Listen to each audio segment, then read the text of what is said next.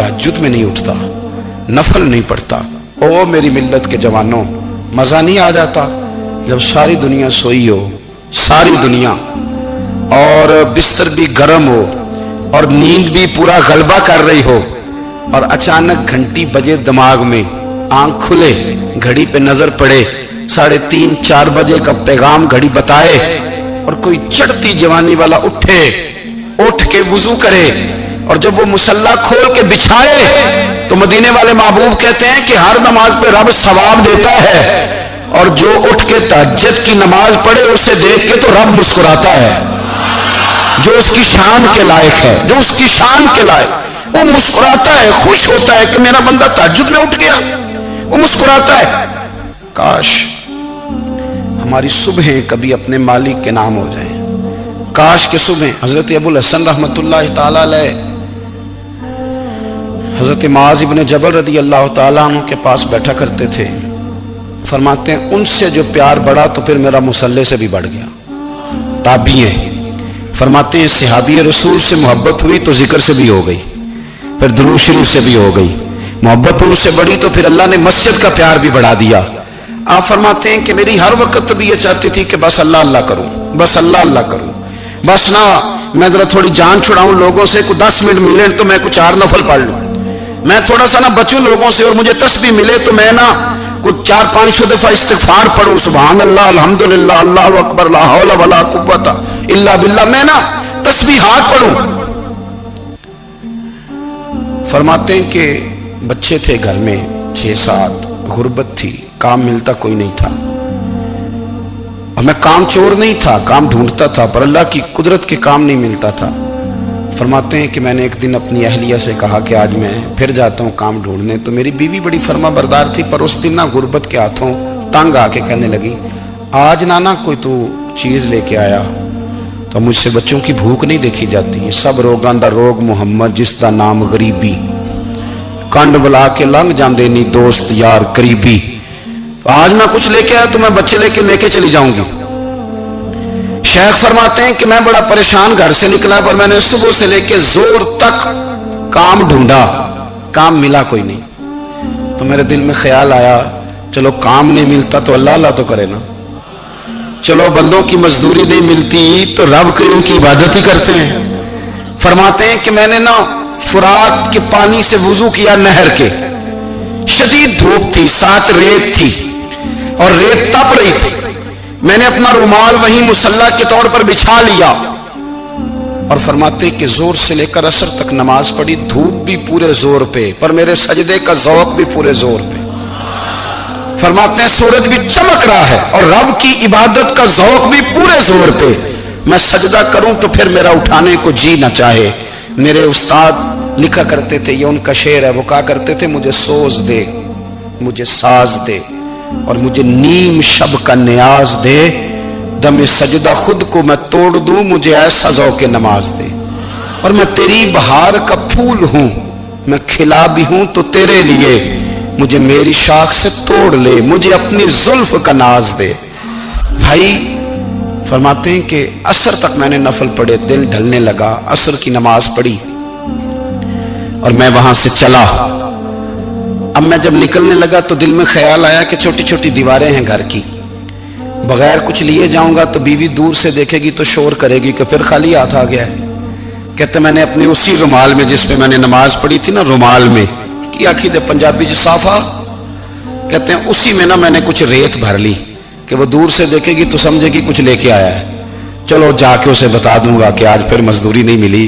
कहते हैं वो रेत लेकर जब मैं घर में गया तो पहले बीवी दरवाजे पे खड़ी होती थी, पूछती थी खाली हाथ आ गए हो, आज मैंने देखा तो है ही कोई नहीं। फरमाते मैं अंदर दाखिल हुआ, सलाम लिए, कोने में मैंने वो रुमाल रख दिया और मैंने आवाज दी कि भली मानस कहाँ हो, तो वो कहने लगी आप मुंह हाथ धो ले, मैं रोटी लेके आई। मैंने कहा रोटी कहां से आ गई, यहां तो कई दिनों के फाके, तो कई दिनों की गुर्बत है, यहां तो इस घर में तो फकीरी है। फरमाते हैं कि वो रोटी लेके आई और उस वक्त की जो मौजूदा नेमतें थी, समझने सलाद अचार हर चीज साथ लाई। मैंने कहा कि बच्चे कहां गए, कहने लगी वो खाना खा के खेलने गए, आप खाना खा लें आ जाते। खाना उसने चुन लिया, میں نے حیرت انگیز لہجے میں ساری نعمتیں اپنے دسترخوان پہ دیکھ کر کے بیوی سے پوچھا یہ کہاں سے آیا کھانا، بچوں کو تو نے کہاں سے کھانا کھلایا، یہ سارا کچھ کیسا ہے؟ تو کہنے لگی پتہ نہیں آج آپ کس کریم کی مزدوری کرنے چلے گئے تھے، پتہ نہیں کس کریم کی، میرے گھر میں تو اتنی نعمتیں آئی ہیں کہ مجھ سے سنبھالی نہیں جا رہی، اتنا اناج ہے، اتنا گندم ہے، کس کریم کے دروازے آج چلے گئے تھے؟ یہ کہتے کہتے وہ اٹھی اور اٹھ کر کے کہنے لگی پہلے بڑا کچھ آیا تھا، اب کیا لے آئے ہو؟ اور جا کر کے نا اس نے وہ ریت والا رومال کھولا، کہنے لگے میں تو لے کے آیا تھا ریت، تو میرے رب نے اسے بھی سونے اور ہیرے بنا دیا تھا۔ جب آپ کی توجہ اللہ کی جانب، میرے نبی پاک صلی اللہ تعالی علیہ وسلم نے فرمایا ہر چیز اپنے رب سے مانگ، ہر چیز مانگ، ہر چیز مانگ۔ یا رسول اللہ کیا کچھ؟ میرے محبوب نے فرمایا تیرے گھر میں نمک بھی ختم ہو جائے تو وہ بھی اپنے رب سے مانگا کر، تو مانگنا وہ تجھے دے گا، تو اس کی بارگاہ میں کشکول طلب دراز تو کرنا۔ اور ترمذی شریف میں عجیب لفظ ہے، رسول کائنات نے فرمایا، رب کریم فرماتے ہیں جب میرا بندہ ہاتھ اٹھاتا ہے نا تو مجھے حیا آتی ہے کہ میں خالی کیسے لوٹا دوں اس کے، اتنے بڑے بادشاہ کی بارگاہ میں۔ او بھائی، لوگوں سے عزتیں تلاش کرتے ہو تو وہ کیا تمہیں عزت دیں گے؟ وہ تو کل اچھا کہتے ہیں پرسوں برا کہنے لگ جاتے ہیں۔ لوگوں کے سامنے گڈ بک میں آنا چاہو گے تو وہ تو سویرے تمہارے بارے میں کچھ کہیں گے، شام کچھ اور کہیں گے۔ اپنی روحانی زندگی آباد کریں، اپنے مسلح کو وقت دیں، اور دنیا سے چھپ کر اس موبائل کو بند کر کے اور اپنے آپ سے بھی چھپ کے اور تنہا ہو کے چھپا کے سارا کچھ اپنے آنسو اپنے رب کی بارگاہ میں پیش کریں، اس کے حضور حاضری دیں۔ سنو نا ترمذی کی حدیث، اور اسے یاد رکھنا، نبی پاک علیہ السلام نے فرمایا اپنے دکھ لوگوں کے سامنے نہ بیان کرنا، سیٹھوں نوابوں کو نہ بتاتے پھرنا، دنیا داروں کے سامنے جا کے نہ رونا کہ میں تکلیف میں ہوں۔ فرمایا اگر دنیا داروں کو دکھ بتاؤ گے رب تمہیں کبھی غنی نہیں کرے گا، اور لوگ ہیں کہ الٹا مذاق اڑائیں گے۔ آپ کی جس سے بڑی پکی یاری ہے نا، پکی، وہ تب تک پکی ہے جب تک آپ نے 50,000 مانگا نہیں، اور جس وقت آپ نے کہہ دیا کہ میں مجبور ہوں میری مدد کر تو پھر ختم ہو گئی دوستی۔ لوگوں کی تعلقات آپ کے ساتھ تب تک ہیں جب تک آپ ان سے کوئی ضرورت وابستہ نہیں کرتے۔ کریم محبوب فرمانے لگے بندوں کے سامنے دکھ نہ بیان کرنا، اللہ تجھے کبھی غنی نہیں کرے گا، تو اپنے دکھ اپنے رب کو بتا، تو دعائیں مانگ، تو اس کی بارگاہ میں حاضر ہو، تو اس کے حضور عرض کر۔ فرمایا اپنے دکھ اپنے رب کو بتا، وہ جلدی کرے یا دیر سے کرے تجھے ساری دنیا سے بے نیاز کر دے گا، تجھے کسی کا محتاج نہیں رہنے دے گا۔ اپنے مسلح کو، اپنی دعاؤں، ایک بزرگ فرماتے ہیں میں نے دعا مانگنے کا طریقہ اپنی بیوی سے سیکھا، دعا مانگنے کا طریقہ اپنی، سیکھنے والے تو اپنے بچوں سے بھی سیکھ لیتے ہیں، سیکھنے والے تو ہر ایک سے سیکھتے ہیں۔ وہ کہتے ہیں میں نے دعا مانگنے کا سلیقہ اپنی بیوی سے سیکھا ہے۔ حضرت وہ کس طرح؟ فرمانے لگے میری بیوی نے نا مجھے کوئی کام بتایا، کچھ پیسوں کی ضرورت کے لیے کہا، تو میں نے اسے کہا کہ بھئی ابھی میرے پاس نہیں ہے، کچھ دنوں میں آتے ہیں تو میں دے دوں گا۔ عورتوں کی عادت ہوتی ہے وہ بار بار یاد کراتی ہیں، 2-4 دنوں کے بعد پھر اس نے کہا حضرت وہ میں نے کہا تھا کچھ پیسے، میں نے اسے کہا کہ ابھی میرے پاس نہیں ہے، کچھ دنوں میں ملتے ہیں تو میں تمہیں دے دوں گا۔ اس نے کچھ دنوں کے بعد پھر کہا حضور وہ میں نے کچھ پیسے کہے تھے۔ فرماتے میں نے ڈانٹ دیا، میں نے کہا کہ کیا تو روز مجھے شرمندہ کرتی ہے، کہا نا میرے پاس نہیں ہے، ہوں گے تو دے دوں گا، تو روز یاد کراتی ہے۔ فرماتے ہیں اس نے پہلے تو میری ڈانٹ کو سہا، پھر میرے سخت جملوں نے اس کی آنکھوں میں آنسو پیدا کر دیے، پھر اس نے اپنے آنچل میں اپنے اس دکھ کو سمیٹا، اور پھر اس نے ایک جملہ کہا تو میں رو پڑا، اور مجھے اپنے رب سے مانگنے کا طریقہ آ گیا۔ مجھے کہنے لگی حضرت جی آپ نے ڈانٹ دیا، میں نے سہ لیا، پر آپ ہی میرے شوہر ہیں، بتائیں نا آپ سے نہ کہوں تو میں کس سے جا کے کہوں۔ فرماتے ہیں میں رو پڑا، اور میں کھل کے رویا، اور میں تڑپ کے رویا، اور پھر میری سسکیاں بند گئیں۔ تو مجھے کہنے لگی آپ کو کیا ہوا؟ میں نے کہا مجھے بھی دعا مانگنی آ گئی ہے، جب میں اسے کہوں گا نا اللہ تو ہی میرا رب ہے، میں تجھ سے نہ کہوں تو میں کس سے جا کے کہوں؟ میں کیوں کسی بندے سے سوال کروں؟ میں کیوں کسی دنیا دار سے کہوں؟ میں تیرے بندوں کا، نیک بندوں کا وسیلہ لے کے، تیرے محبوب کی غلامی لے کے تیری بارگاہ میں آیا، تجھ سے نہ مانگوں تو کس سے مانگوں؟ سمجھ آ گئی ہے؟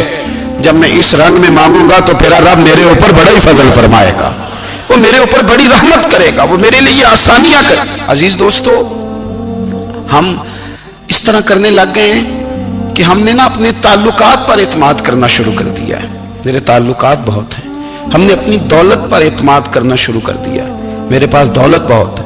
ہم نے اپنے علم پر، اپنی شہرت پر اعتماد کرنا شروع کر دیا ہے کہ میرے پاس فلاں چیز بہت ہے. یاد رکھنا، جب بے نیاز اپنی صفت بے نیازی دکھاتا ہے تو بڑی بڑی دولتوں والے مجبور نظر آتے ہیں. بھائیو، جب انسان کا رشتہ اپنے مالک کے ساتھ ہوتا ہے پھر تو غم بھی کچھ نہیں کہتے، پریشانیاں بھی کچھ نہیں کہتی. پھر تو زندگی صبر والی، پھر تو زندگی توکل والی، پھر تو زندگی بھروسے والی. پھر انسان اپنے آپ کو رسوا نہیں کرتا. دنیا داروں سے امیدیں اس کی ختم ہو جاتی، امیدیں اللہ رسول سے لگا لیتا ہے. مضبوط ہو جاتا ہے، مضبوط، طاقتور ہو جاتا ہے، خوددار ہو جاتا ہے، باوقار باعزت ہو جاتا ہے. حضرت بہلول دانا رحمت اللہ علیہ بیٹھے تھے تو ہارون رشید حج کر کے آ رہا تھا. تو رستے میں حضرت شیخ سے ملاقات ہو گئی تو السلام علیکم کے بعد کہنے لگا، حضور کوئی حکم ہو تو بتائیے گا. تو حضرت بہلول دانا فرمانے لگے، تیرا رب کون ہے؟ اس نے کہا اللہ. تو فرمایا میرا کون ہے؟ کہا اللہ. فرمانے لگے تو بڑا ہی بیوقوف ہے، کیا تو یہ سمجھتا ہے کہ رب ہارون رشید کو تو دے گا اور بہلول دانا کو بھول جائے گا؟ تیرا بھی وہی رب ہے، میرا بھی وہی رب ہے. اس نے اگر تجھے دے کے آزمایا ہے تو ہو سکتا ہے مجھے نہ دے کے آزما رہا ہو. جب اس کی حکمت کے تقاضے ہوں گے تو عطا کرے گا اور دے گا. تو جا اپنا کام کر. بھائی، اپنی روحانی زندگی، اپنی عبادات، اپنے وظائف، اپنے روزمرہ کے معاملات، اپنی دعائیں، اپنا استغفار. دیکھو، کوئی مشکل کام تو نہیں 2 رکوع ہیں سورہ واقعہ کی اگر رات کو پڑھ لی جائے تو. میں کس طرح یہ بات بیان کروں کہ تعویذ بانٹنا آسان ہے اور وظیفہ بتانا مشکل ہے. سارا دن تعویذ بانٹیں تو لوگ لینے کو تیار ہیں، اور اگر آپ وظیفہ بتائیں تو کہتے ہیں تو مشکل کام ہے. او خدا کے بندے، اگر آپ کا تعلق قرآن پاک کے ساتھ مضبوط ہو، قرآن پاک کے ساتھ اگر آپ کا رشتہ ہو، لوگ سفارشیں ڈھونڈتے ہیں نا دنیا میں، کوئی تعلق مل جائے تو میرا کام ہو جائے. دنیا میں اتنا مشکل معاملہ ہے، آخرت میں مجھے بتائیے گا کتنا مشکل معاملہ ہوگا. میرے نبی پاک صلی اللہ تعالی علیہ وسلم نے فرمایا، جو لوگ سورہ ملک پڑھا کرتے تھے نا، سورہ ملک، یہ سورت ملک قیامت میں ان کی سفارش کرے گی اور اس طرح کرے گی کہ کہے گی اے اللہ یہاں اس بندے کو جنت میں داخل کر دے یا مجھے قرآن پاک سے علیحدہ کر دے. تو رب فرمائے گا جا اس کا دامن تھام کے اسے جنت تک پہنچایا.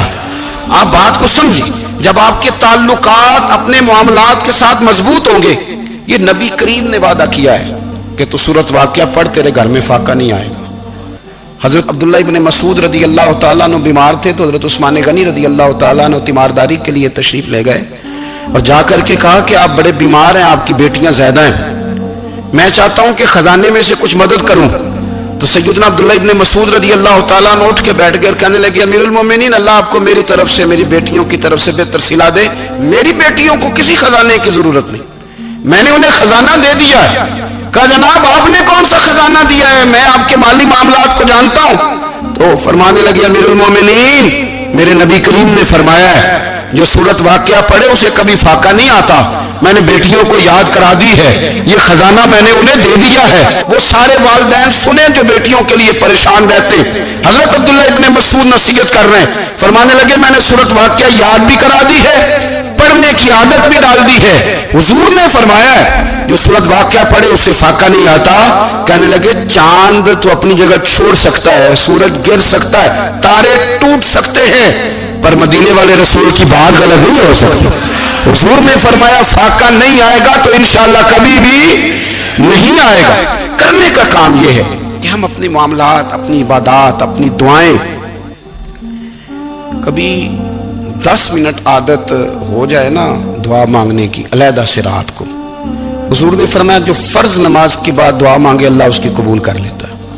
نبی پاک صلی اللہ تعالی علیہ وسلم نے فرمایا اللہ مسافر کی دعا قبول فرماتا ہے. حضور نے فرمایا اللہ مظلوم کی دعا قبول فرماتا ہے. حضور نے فرمایا بیمار سے دعا کراؤ اللہ اس کی دعا قبول فرماتا ہے. میرے نبی پاک نے فرمایا ماں باپ جب بھی اولاد کے لیے ہاتھ اٹھائیں، ویسے تو بلے شاہ تو آسمانی اڑ دیا ہی پھڑ دیں، جڑا گھر بیٹھا انہوں بڑھیا ہی نہیں. حضور فرمانے لگے ماں باپ جب بھی اولاد کے لیے دعا فرمائے اللہ ان کی دعا کو قبول کرتا ہے. آپ اپنا تعلق بنائیں، دعا کے ساتھ، عبادت کے ساتھ، مصلی کے ساتھ رشتہ بنائیں. استغفار پڑھیں. صلاح الدین ایوبی صلیبی جنگوں میں تھے. رات کو مسجد اقصی میں نماز پڑھی تو پریشان تھے. ایک بزرگ سے ملاقات ہوئی تو وہ کہنے لگے کہ آپ بڑے پریشان ہیں. کہنے لگے حضور پریشان اس لیے ہوں کہ پہلے ہی مسلمان کمزور ہے. اب میں نے سنا ہے دشمن کا ایک بحری بیڑا وہ جنگی سامان سے بھرا ہوا آ رہا ہے. تو اب ان کے پاس اور تلواریں اور نیزے آ جائیں گے. مسلمانوں کے پاس پہلے ہی وسائل کی کمی ہے.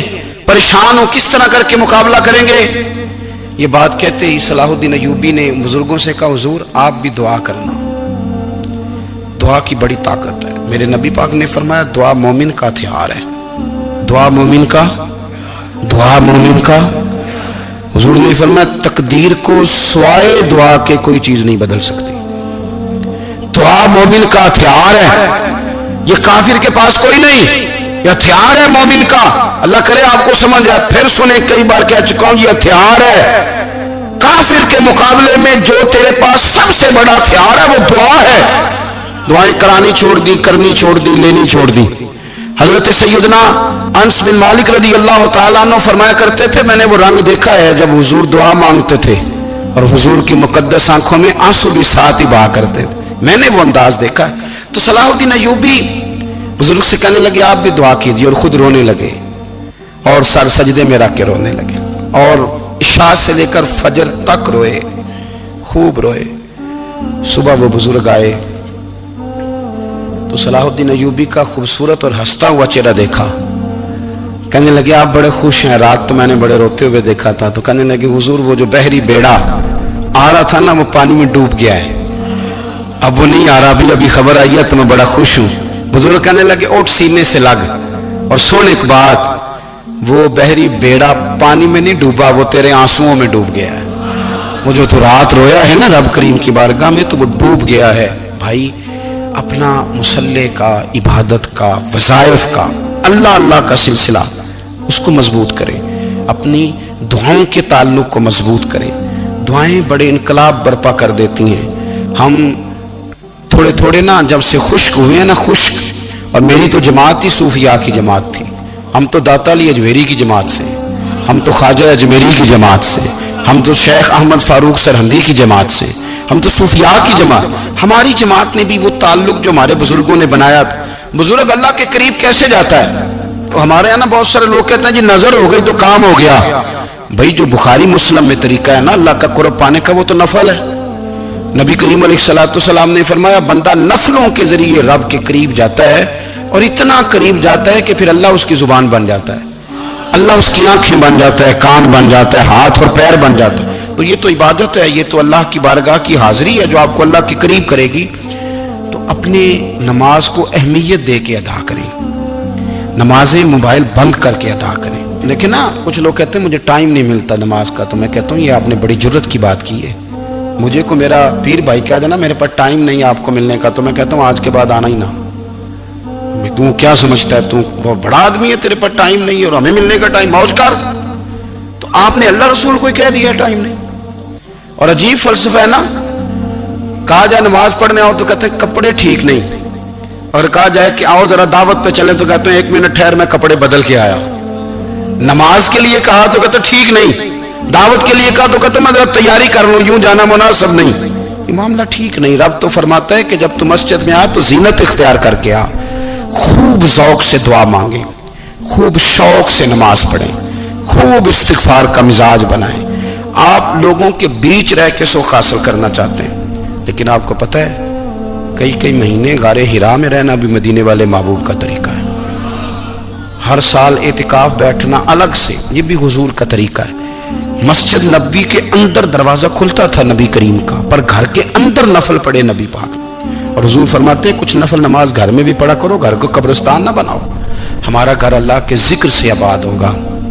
اگر ہم نماز پڑھیں گے نا, میں جب سنت پڑھنے کے لیے گھر میں کھڑا ہوتا ہوں تو میرا جو 2.5-3 سال کا بیٹا ہے نا وہ بھی میرے ساتھ نماز پڑھنی شروع کر دے. اسے پتہ کوئی نہیں نماز کیا ہوتی ہے, لیکن وہ بھی نا سجدہ نہ بھی کرنا ہے تو ساتھ لیٹ ضرور جاتا ہے. پتہ چلا بچے لیکچر دینے سے نماز نہیں پڑھتے, نماز شروع کر دیں تو بچے بھی شروع کر دیتے ہیں. ہم جب پریشان ہوتے ہیں تو لیکچر دیتے ہیں، تو لیکچر تو باہر شاید چل جائے، گھر میں کیسے چلے گا؟ گھر میں تو عمل چلے گا۔ تو میرے عزیز، آج کے اس روحانی اجتماع میں ہمارے دوستوں نے جو محنت کی، ہم نے بار بار اپنی نیت سے پوچھا، خدا ہمیں معاف کرے اگر کوئی ذاتی شہرت ہے، کوئی ہمارے ذاتی مفادات ہیں، رب ہمیں ہدایت دے۔ ہماری یہ خواہش تھی کہ روحانی اجتماع ہمیں تھوڑا سا اللہ اور اس کے رسول کے جانب مائل کرے، کچھ ہمارا رشتہ مصلی کے ساتھ مضبوط کرے۔